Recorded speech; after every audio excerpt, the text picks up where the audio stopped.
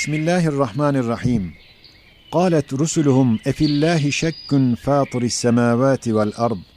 Şu ayet-i kerime istifham-ı inkari ile Cenab-ı Hak hakkında şek olmaz ve olmamalı demekle vücut ve vahdaniyet-i ilahiye bedahet derecesinde olduğunu gösteriyor. Şu sırrı izahtan evvel bir ihtar. 1338'de Ankara'ya gittim.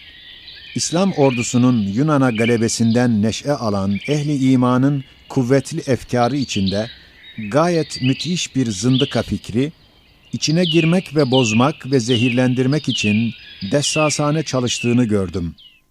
Eyvah dedim, bu ejderha imanın erkanına ilişecek.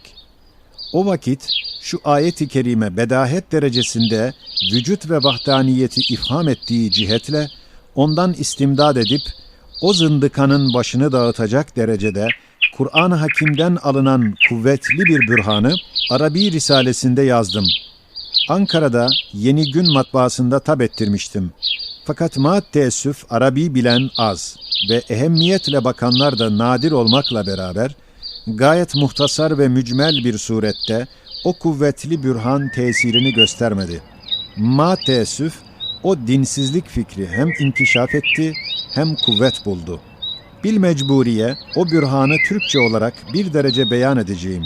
O bürhanın bazı parçaları bazı risalelerde tam izah edildiğinden burada icmalen yazılacaktır.